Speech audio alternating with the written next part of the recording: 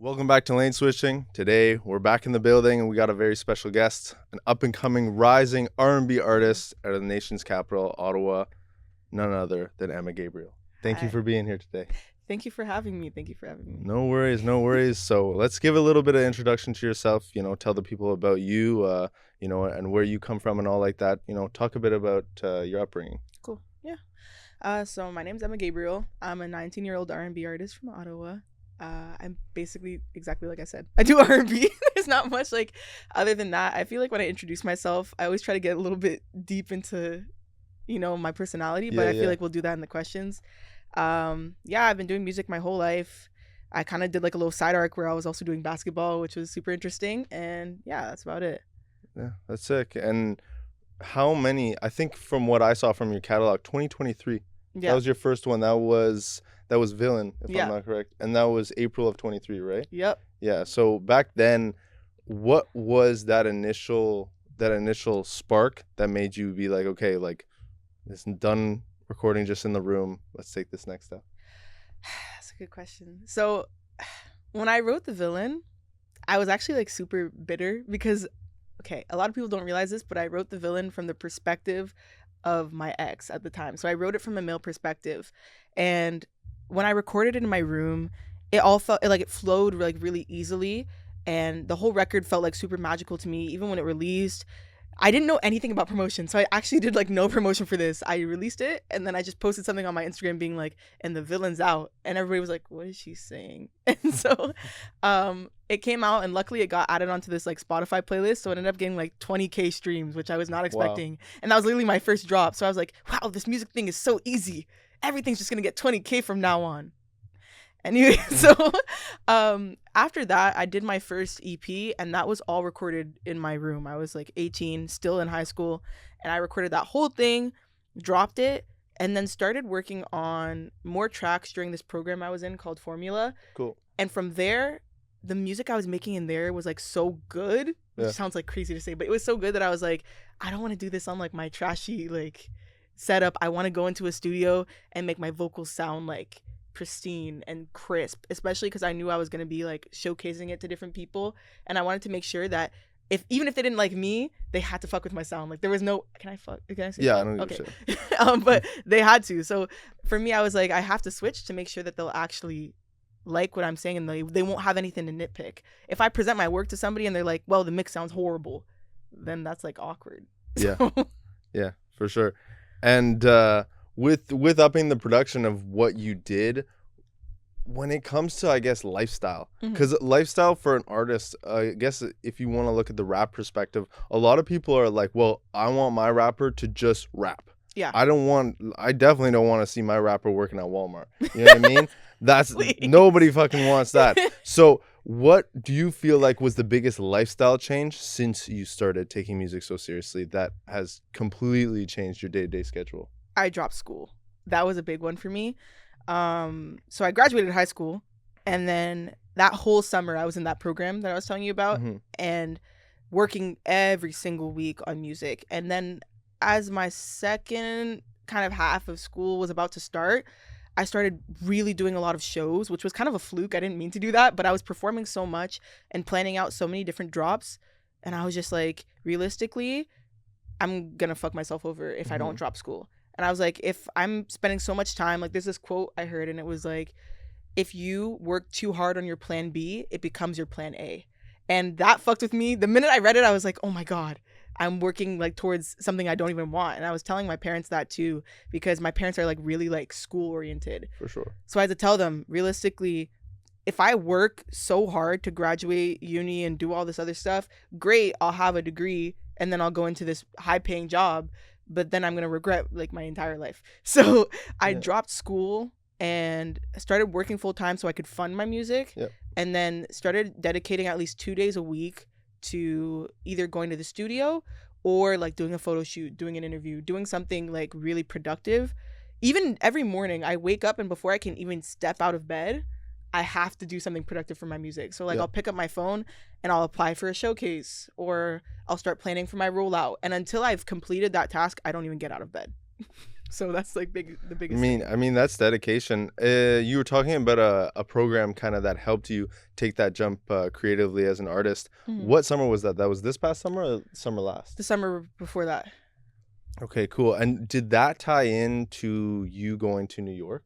Yes, it did. So when you went to New York, let's talk a little bit about that because Yeah. I did some research and I saw this very cool experience for you and fellow Ottawa artists. I saw someone like Aaliyah Cloud there Yeah. too. So very cool. How was that experience? How was it to be on I guess a more A-list level when Yeah. it comes to the people you were working with? It was crazy, I think, because people always talk about getting like imposter syndrome. Sure. It was kind of like that, where sometimes you're working so hard towards something that you don't realize that you're actually making progress. Mhm. And so with that program, basically the way that it worked is you get 6 months of free studio time, 3 hours every Sunday. So every Sunday I was going to the studio for 3 hours and I was working with Jeff Sannon, and he's such a great producer. And then on top of that, you'd also get panels where you got to speak to different like industry professionals, and they would teach you things, and then you'd also have to do an assignment that you'd have to hand in at the end of every month. So whether that's like a media plan or okay, submit like your marketing strategy for this. And so that taught you how to be an artist. And so from there, I was learning all these different things and having so much fun. But when I realized I was actually going to New York to meet with literally one of the people from the Joe Budden podcast, that's when I was like, oh, they actually like this is actually gonna continue. Like Yeah. I'm not gonna hit like a what's it called, like a brick in the road. Like there's actually gonna Yeah, be yeah, yeah. progress continuing. And so yeah, I went with Leah Cloud, S Reels, which they're so amazing. They were the other artists in the program with me, Dope. and then all of our producers. And we went down. We got to showcase our work, get critique back, and like basically just build this working relationship with Parks. And it was crazy. And I just remember kind of thinking to myself, like, I can actually do this. Once I went to New York, I was like, I can actually lock in and build my career, because once I realized I was able to have access to things like doing a trip for my music, I realized that if I just continued to work, I could continue to make those opportunities for myself. Yeah, most definitely. And with the with that, step, was that just at the end of 23 or was it the beginning of this year? Going to New York was actually, yeah, it was the beginning of this year. We left January 19th. We left literally the day after I turned 19. That's sick. That's so sick. It was a really fun birthday. Was it something for you at least where it was like super motivational to kind of get on track for this year? Because from what I've seen, it was a very consistent year for you. A lot of drops, a lot of different singles with music videos. What was kind of that driving factor to plan out all these different marketing pieces, all these different singles? Was it all, do you feel like that confidence was built at the beginning of that year on that New York trip and then kind of trickled down into this year now in December? 1,000,000%. I think it was a few things. I think it was the New York trip because, like I said, like it made me realize a lot about myself. But I think on top of that, it was also coming into the scene and making a few mistakes and kind of like figuring myself out. When I first joined that program, I had dropped an EP with absolutely no marketing. Literally, the only thing I did was post one time on Instagram that it was out and just prayed. And that did not work out for me well. The Villain was good because it went on a playlist, but when I dropped my EP, nothing else got playlisted. And so my streams did not go crazy like I was thinking that they would, obviously. And I just remember being a little bit heartbroken about that, because anybody that now listens back to that era is going to see how good that music was. Like the music was really great. The music I made on that EP was very vulnerable to me. It was amazing, but nobody heard it because my marketing was bad. And so when I got into that program and started making this great music with Jeff, and then I showcased it in New York and they actually liked it, and Parks was like telling me, wow, you're amazing. Send me this song. It's amazing. That's when I was like, I have a second opportunity to fix the mistakes that I made when I first dropped that EP. So this year, when I take all the amazing music that I've made from this summer and I make sure that the master is proper and film the videos, I'm going to lock in and be consistent. Otherwise, I'm doing a disservice to all of my work. And that's what like made me lock in and actually be consistent. That's sick. And as well, on top of just dropping music, I would say shows wise, you've been pretty consistent. And not too long ago, it's been a week or two ago since the day of recording this, you went to Nashville.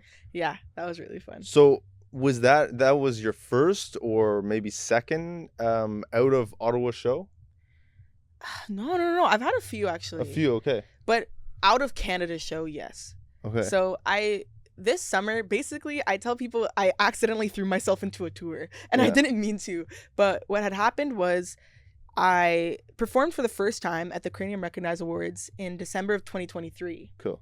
And that was like so scary for me because although as a kid I did a lot of like performances vocally, it was my first time stepping into the scene as like an artist under my artist name. It was like more established, and this was the community that I knew I'd be working with for the next few years, right? So I was like, okay, I really have to make a good impression. And from there, I got picked up to perform at Star Method, which is like an event that Izzy Rose does. Yeah. And then from there, it kind of it started to snowball where like I went there, and then somebody was like, wow, we should book Emma Gabriel for this. And so I started really loving performing. And I was like, I need to make sure I can continue to do this to not only build the amount of people who are watching me, but also gain more experience, right? The difference between my December 2023 first show and even Star Method was insane.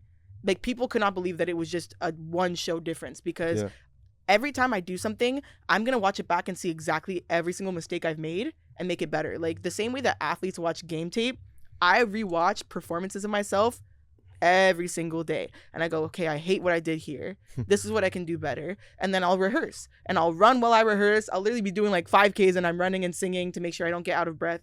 And so I kind of threw myself into this mini tour because as I started performing and getting better, I just applied to like every single festival ever and somehow just got into like so many of them. And so because I got into so many of them, I basically like deadlocked myself. I was booked every week. I had to travel to different places. So I did like a lot of shows in Montreal. I did a lot of them in Toronto. And then I went to Sweden in September, and then finally Nashville this past, December 4th, whenever that was. Yeah. So for you, do you feel like there's a difference performing out of town than in town? Do you feel like in Ottawa, when you've performed with, whoever else is on that lineup, is there more of a pressure there, whereas when you're out of town there's less, or is just performing to you? Well, it's both, actually. I feel like it's actually vice versa, though. I feel like there's way more pressure performing outside of Ottawa than inside, because with the Ottawa music scene, it's so tight-knit that at this point I know most of the people that are going to be at my shows. And then on top of that, because I grew up here my whole life, I can bring crowds in. And so because I can bring crowds in and I can predict who's going to be in the crowd, I can hype them up. They're going to mosh with me. They're going to be giving me the energy back. Like, my performances are very energy filled. So if I don't have people jumping and singing along, it gets so awkward so fast because I'm a really awkward person by nature. Whereas when I go to places like Sweden or Nashville, I have no idea who's going to be in that crowd. It's unpredictable, which is good because it gives me a taste of what it'll be like when my audience is bigger and I don't know who's going to be in the crowds every night. But it's definitely harder because you have to basically completely relearn that crowd, figure out what's going to make them laugh, figure out what they're going to like, what they're going to vibe with, and then from there, curate the entire show. Yeah. So that can be a little bit tougher, but I'm getting better at it. For sure. And everything with practice, when it comes to the creative process of, I guess getting ready for a show, making music, whatever, do you find it difficult to be vulnerable? Or has that vulnerability and that allowing just kind of your emotions and showing your emotions in your music and in your shows, has that become easier over time? I feel like being vulnerable in my music has become easier. And I feel like in terms of performance, vulnerability is definitely a strength of mine. I think that when I first started writing music, I would definitely be pulling a lot from experiences that I didn't have myself, right? And so I feel like I've been relearning songwriting because I've been now writing from feelings that I actually like store within myself. I started writing music when I was like 6. I was literally, before I could even write down music, I would be running around the halls of my house singing these horrible songs. They were really bad, but I'd be singing them over and over again so I could memorize the lyrics because I couldn't write on paper yet. And so I've been writing music my whole life, but I was kind of like a nerd my whole life. So I didn't actually have any experiences with anything. I wasn't dating. I wasn't doing anything. So I'd be writing songs about heartbreak, writing songs about all these different things that I actually had no idea about. And so getting into my adult, life now, it's been different because now that I've experienced it's now writing from a more vulnerable spot and relearning how to write about my experience in a tasteful way to make sure that I'm not like going too far, because there is a too far sometimes with writing, which some people are going to disagree with me on, and that's in terms of your own boundaries, not about like art can't be expressive, but it's like sometimes you're going to write something down and it's really vulnerable, and if you release it, people are going to expect you to perform that. And although that'll help you grow as an artist, there are some wounds that I do think should stay personal to yourself. That sometimes if you go too far in your writing, no longer stay personal to yourself. And especially people start loving it and people are like, oh, I fuck with this song so much. It's like now everybody's like making dance trends on TikTok to your trauma, which is like crazy. Yeah. That's tough. For you, I see, well, I've heard, I guess, most of your music is kind of on the relationship aspect and if on themes, I guess, of love and all that kind of stuff. Is, you know, as an R&B singer, those are very common topics. Those are kind of, do you see yourself in the new year branching out and kind of diving into more, I guess, happier, lighthearted themes or even darker themes that aren't related to relationships and stuff like that? That's actually an amazing question. I'm so happy you asked me this because I get asked about the things that I write a lot. And I've been really excited about this new era that I'm stepping into in the new year, because instead of writing about heartbreak, I've started to stem into a lot of different fields. So like some people who have been watching this, they might have seen a few of my more recent performances where I sing this one unreleased song, and it's called Fix You, and it's an acoustic song that I wrote, but it's not about a romantic relationship at all. And before I announce it, I always say it's not romantic. You can connect it to whoever you want to connect it to, because I don't make it, you know, so personal that you can't relate to it. But for me, I wrote about a different type of heartbreak in my life, right? And so that's one that I'm definitely branching out of. There's another like interlude that'll be on my next project. That one's also not romantic, but definitely darker. I also dive a bit more into mental health in a different track of mine. Like, I'm not going to expose, but like there's a few different ones where I just kind of dive into different facets of myself. And then there are some happy songs about love, which is going to be new because none of my music is ever really like happy love songs. It's always like, and then he cheated on me and I hate him. So like, I'm finally going to get to stem more into like different fields, because I feel like the more you grow as an adult, you just gain a bunch of different layers of yourself. And so I'm starting to like peel them back a little more, and people are going to start peeking through the window a little more, which is exciting. Yeah, that's very exciting. And I guess stepping out of your comfort zone is and can be sometimes sharing a track with somebody, is sharing a song with somebody. Your catalog, it's all solo. Everything's your own work. Has it already been done, or in the near future are we going to see you hop on a feature or have a feature on a future single, EP, project, it's whatever? already been done. Okay, cool. Oh, it's already been done, and everybody watching is gonna be gagged. There are 2 features actually. I hopped on somebody's track, and somebody hopped on mine, and I don't know when the feature that I did on somebody else's song is gonna come out, but that one's amazing. And I've been talking. I actually created that feature like 2 years ago. It's been recorded, it's been ready for a long time, but artists have their own process on how they want to release things, right? So I'm never going to press the person that I featured on to be like, drop it. But it is one of my favorite verses I've ever actually created. So I'm always listening to it in the car like, I hope this is out soon. And then there is another song which actually ties into the last question, where it's like more on the lovey side, and I have a feature on that, and I'm not going to expose who it is, but they're definitely watching this, and they're definitely also ready for that to drop, and it's dropping in the new year, and I'm so excited. And the video is going to be crazy. That's all I can say. That's it. Stay tuned, everyone. So for you, when it comes to, I guess, you know, collaborating, that is something, you know, we're going to see soon. But, you know, with your own music going forward, is another genre gonna get touched, or is R&B something, at least until maybe you feel personally you're gonna perfect it, that you're gonna stay with? I'm definitely touching different genres. I think right now a lot of people have kind of picked up on the fact that although I'm doing R&B, I'm not doing like very classic R&B. I'm doing like a very alternative lane. And that's because originally I was actually like an indie artist. That when I first started making music, I picked up a bunch of different instruments, and my main instrument that I can play is the guitar. And for guitar, the scales that I learned and the way that I've played the guitar have mostly been more towards that indie side. So I was making indie like sad songs for a very long time, like Fleetwood Mac type. And Okay. so in this next coming project that I'm doing, there's definitely going to be a few standout songs like the unreleased one I was telling you about earlier, Fix You, that are more indie, but like just with like touches of R&B in it. And then there's going to be a few songs similar to like Give You the World that are more like melodic rap R&B. Yeah. I try not to confine myself too much to a certain genre. I classify myself as R&B a lot because of the different techniques I use in my vocals and the production that I'm doing. But I'm never afraid to kind of branch out, and I definitely think there's going to be a lot of standouts on my next project that it won't even be like, oh, she did a rock song or oh, she did a indie song. It's just going to be like, I can't tell what this is, but I like it.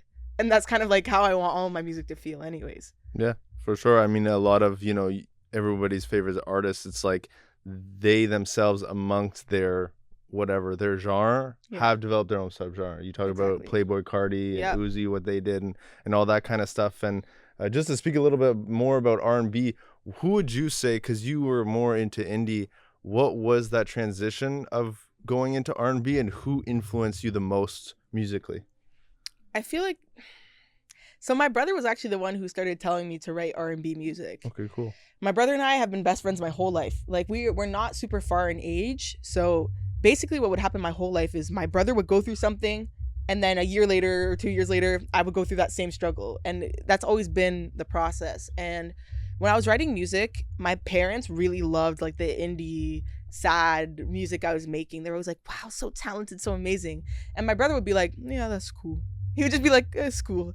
And then I remember we went through a period where we were living in this kind of weird limbo where we were waiting for our to move into a new house. And so instead we were living in like this basement apartment. And so my brother and I were sharing a room. And when we were sharing the room, we ended up bonding more. We were like going to the gym together. And because we had no other things to do, right? So we were listening to a lot of music together.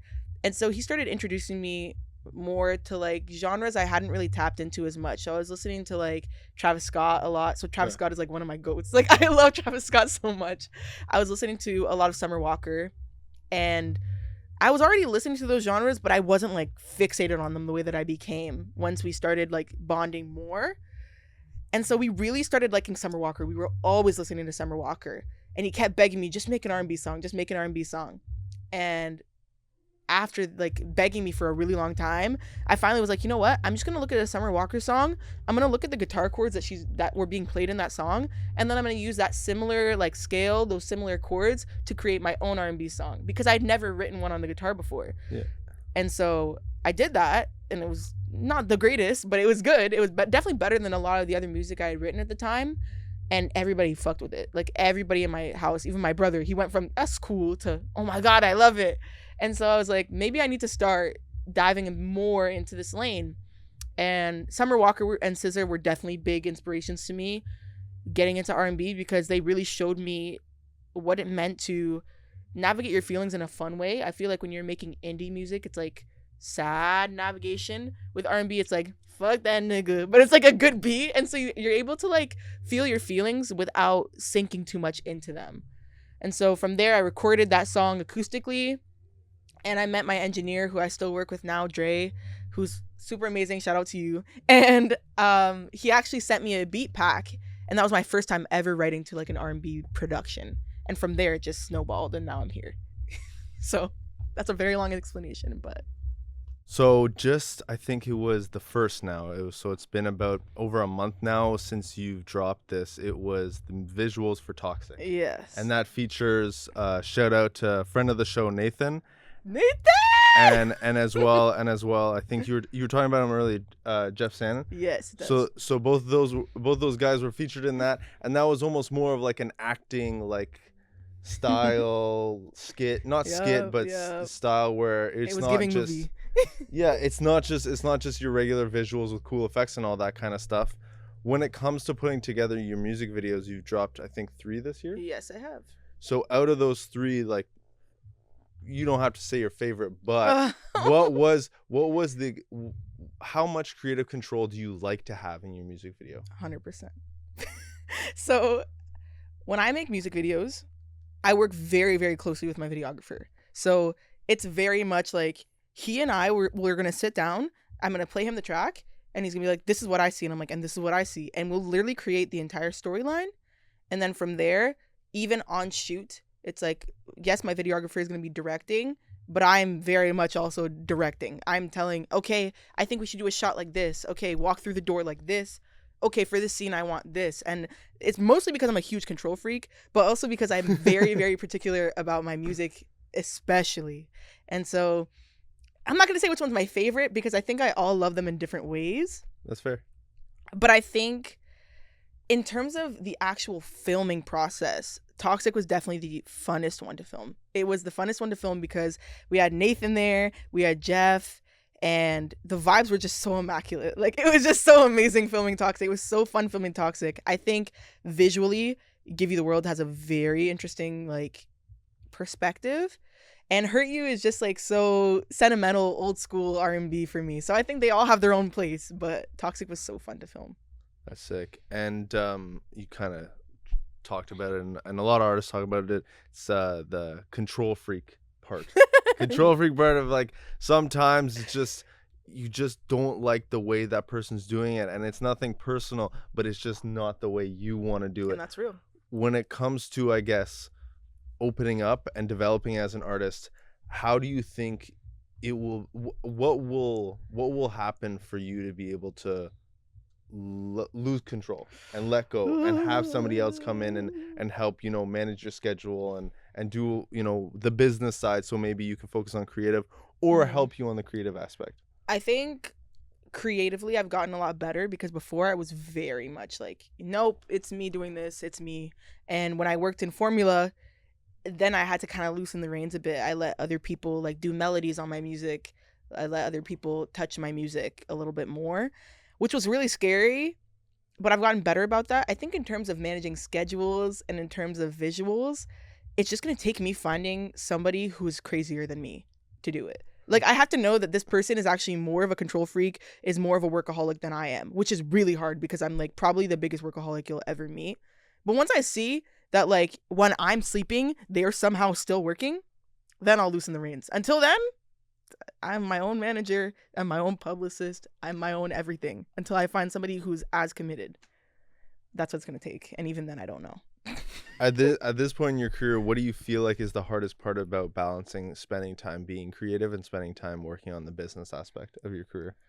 Oh my gosh. I think it's being able to say no to myself, because realistically, the business side, marketing, speaking to people, like, all that stuff has to take up 90% of your time. It does. The creative side, you can only do in small spurts, which really sucks because that's my favorite part. Obviously, I'm an artist. So I'd say saying no to myself in terms of telling myself when, okay, yes, you really would love to go to the studio right now, but you need to save that money so that you can pay to do a photo shoot. Or, like, yes, you might really, really, really want to go and, like, work on this record, do this, but unfortunately, you're going to be staying in and you're going to be figuring out your rollout. Because for me, although, like, music is my work, the creative side is also my hobby. It's, like, what I love to do the most in my life. So balancing is really just having to say to myself, today you can't be happy. Today you have to do the marketing. I don't love marketing. It's not something that I love to do. But I realize that if I don't do the marketing, all the work that I'm doing in the studio is for nothing. Nobody's going to see it. Nobody's going to care. So that's probably the biggest thing. Yeah. No, I totally get that. And, you know, we're just coming to the end of 2024, start of New Year's very soon. That's crazy. What does Emma Gabriel have planned for 2025? Oh my God. So much is planned for 2025. I think, like you said, this has been a pretty consistent year for me. And in comparison to what I'll be doing in 2025, this looks like a lazy year. I'm, like, my foot is not stepping off the gas. In fact, it's going to go more forward, which I didn't think was possible. I'm talking a single is definitely coming out. I can't say when, but very soon into the new year. With visuals, there's a lot more shows. Probably an entire project coming out end of 2025, which is crazy. Wow. That's, like, crazy to me because originally, I can spoil this now because it's not happening. Originally, I was going to drop an EP in January, That was my plan. I was going to start off January with an EP, and that was going to be the vibe. But I decided that I want to ball out even more. So I'm not doing that in January, and I'm focusing on a few different things that I can't say, but that are going to be happening. It's so hard when I have to answer this question because every single interview that like anybody's going to see about me, this question evolves. My last interview, I was like, yeah, an EP's coming out this January, and now I'm filming this, and that's not true anymore. So I feel like before I started releasing music, as a music consumer, I was always like, what do you mean SZA's not dropping? What do you mean Frank Ocean's not dropping? Where's the album? And now that I do this, like as my career, I realize that like I understand exactly why they're not dropping. Things change so quickly. Like your plan could be this one day and the next day it's completely different. And you could have like 8 interviews where you're like, project's coming, new music's coming. And then by the 10th, you're like, so I'm actually taking a 7-month break. Like, you just never know. Like, I'm saying this now. Maybe there won't be a single coming out soon. You never know. There's actually, I hope. I hope. Oh, my God. Well, for people to check out the music that's already out and maybe check out some other stuff that's going on in your career, where can they find you on social media? Okay, so on Instagram, it's Emma Gabriel, but it's with 2 B's because I just couldn't get it with 1 B. But my full name is Emma Gabriel. My artist name is Emma Gabriel with 1 B. You can find me on like Spotify, Apple Music, everything, Emma Gabriel. TikTok, it's Emma Gabriel Music. YouTube, it's Emma Gabriel. It's pretty easy. EMMAGABRIEL. Boom. That's it. So, Emma, thank you for sitting down. Thank you for chatting. A great conversation. Looking forward to seeing what you got in 2025. Whatever's there in 2025. Oh, yeah, for sure. Thank you so much for having me. No worries. That was the Emma Gabriel interview. That's Emma Gabriel. That's me right there. Peace, y'all.